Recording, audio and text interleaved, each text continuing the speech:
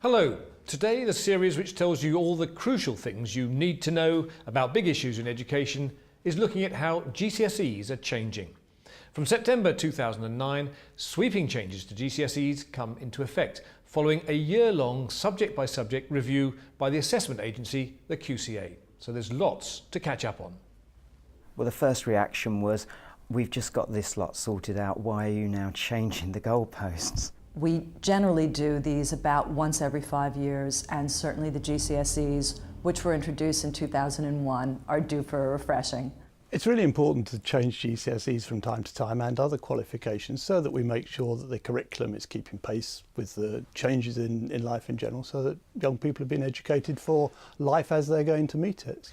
Most subjects are changing from September 2009, although English, Maths and ICT have been developed on a different timescale, mainly to incorporate the new functional skills from 2010. Science has already been reviewed and the new syllabus is being taught. But do science teachers feel that change was necessary? As far as I'm concerned, they were brought in because the basic proposition is that young people are bored of science lessons. Those that deliver science education have given up on their capacity to get it across to young people that it has any impact or any worth for them, and they want to replace it with something else. And I disagree rather violently with that proposition, so I think that's the way I'd understand that. It makes it real, it makes it relevant. The kids love to talk about it. They don't particularly want to write about it, but they love to talk about it. This is an opportunity for them to explore it in their own way. So part of the aim of the changes is to make GCSEs more relevant to the 21st century. More or less, you could say that the old syllabus tried to, and you can quibble about it, but tried to present the subject as a coherent whole in terms of, say, the basic fundamental principles behind force, acceleration, Newton's laws, however you look at a subject, in that order. So the principles that underlie our understanding of, say, the physical sciences. Whereas the new specification, new syllabus, is much more interested in the way in which a consumer of science would appreciate the impact of science on their lives. And therefore the proposition is that you are giving young people the opportunity to make informed choices about things that impact upon them. Instead of just accepting everything the way it's given to them, they will say, well, where's the scientific evidence?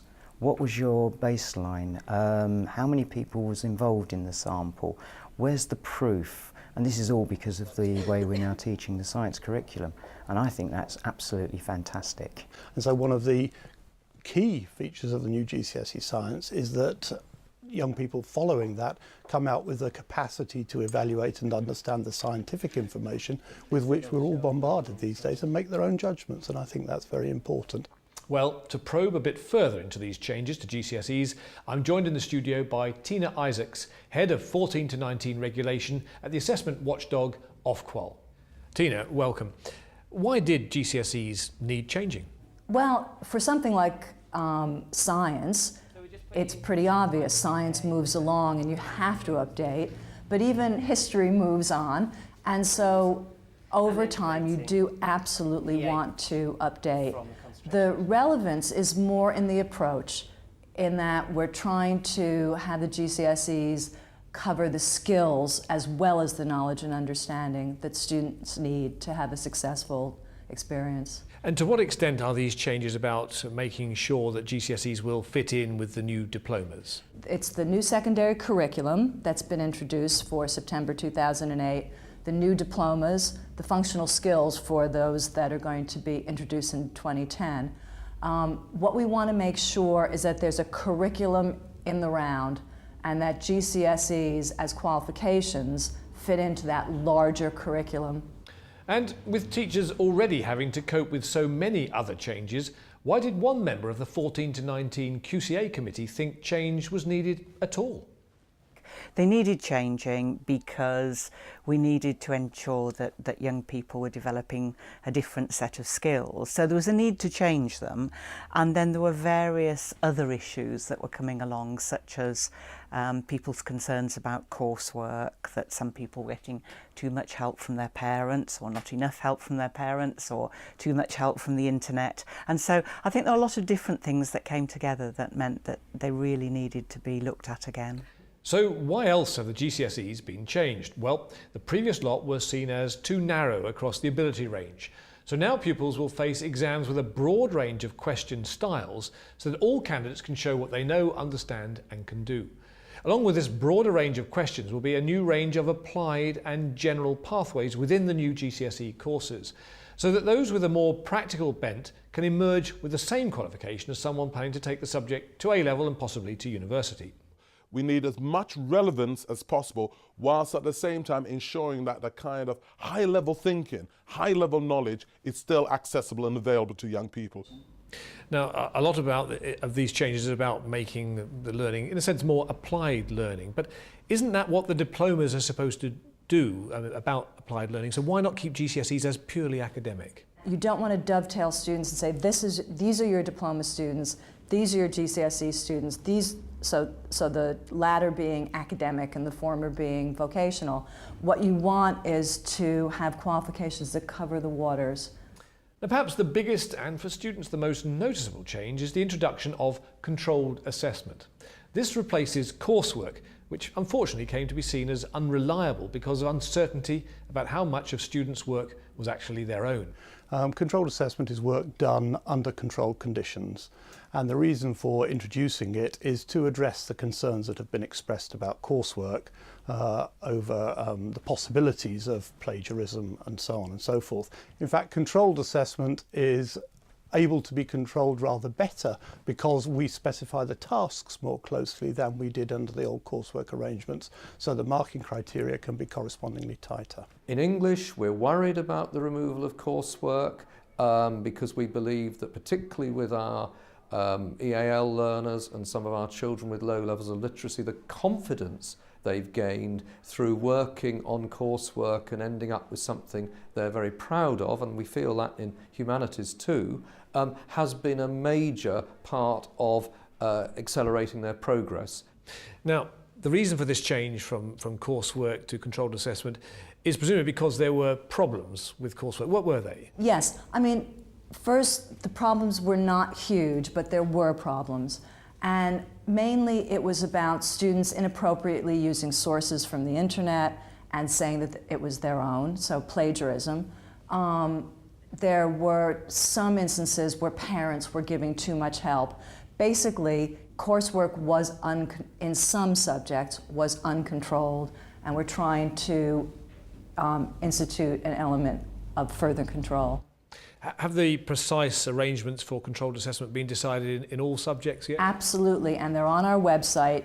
We have rules, subject by subject, rules for controlled assessment, and also general rules for controlled assessment. So I think as the first year rolls out next year, QCA will be working with teachers with publishing guidance, having meetings and conferences and that sort of thing. And of course the awarding bodies also are working directly with their teachers. So what have the exam boards found are the things that are worrying teachers about controlled assessment? Clearly the biggest issue for them, apart from the practicalities of actually doing it, is whether it will take away from teaching time. And I think that is a real issue that needs to be addressed. I think the way you address it is to make sure, as I believe we have, that the tasks are themselves valuable, educationally worthwhile, so that when students are doing their controlled assessment, they are still learning as well. Does everyone understand what they're doing? Yeah, let's do it then, please. Is there still a danger, though, that some teachers would not be clear where the dividing line is between too much help and proper control conditions? Is it absolutely clear how much help they can and can't give? Yes, the rules really do cover those sorts of things.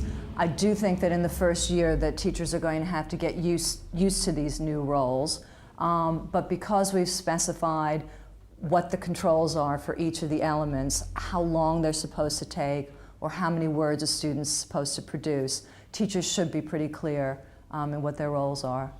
Can there be interaction between the pupils and the teacher? Absolutely. Some elements will be done under absolutely strict supervision, but we're talking about other things. So the teacher will be there, the students could have access to resources within the classroom, they could use the internet, but the teacher will be within the room and working with the students. Of course, in the end, the way an individual teacher will operate controlled assessment will depend partly upon the conditions in their school, but there are some fairly clear rules that have to be followed to make it fit the criteria and be genuinely controlled. The other change to GCSEs is that more will be unitised. That is, students will be able to take some of their assessments during the course rather than at the end. Basically, unitisation within GCSEs means that students can do some elements of their assessment before the end of the 2 years. They have to do at least 40% at the end.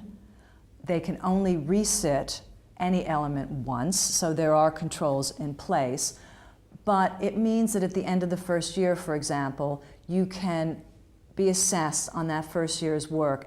One of the advantages of the modular approach is that pupils are tested fairly early on, and they get a real idea of what their grade is likely to be. In maths, where we're doing a modular maths syllabus already, they like the quick work and then the exam. They feel that's motivated students, help them make sure they're assessing and teaching at the right levels. And of course in a modular maths you do have the chance at least once to retake a module. I would like to reassure teachers that this hasn't removed entirely the traditional approach to assessment, because if teachers wanted to, they could obviously approach it as a linear qualification and take those units all in the final session.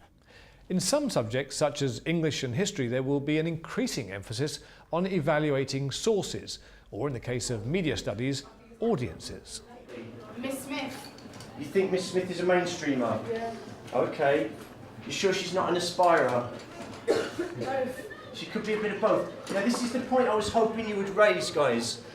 Many people are not just one category, are they? It's an oversimplification of what people actually are and how they behave, how they dress, how they act, how they represent themselves in society.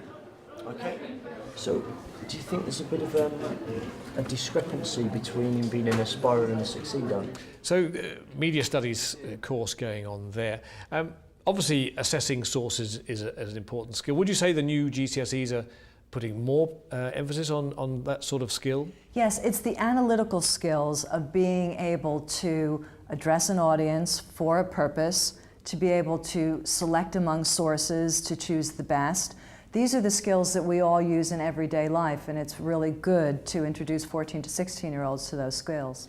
So finally, how much help is there out there to help them to understand these new GCSEs? Right, QCA is publishing quite a lot of guidance, and I would suggest that people go on to the 14 to 19 website for QCA, and the awarding bodies are all charged with ensuring that they have really good inset programs for their new specifications. Okay, thank you very much. Thank you. That's all for now. I can only say, as a parent, I'm glad my children are now through their GCSEs. Goodbye.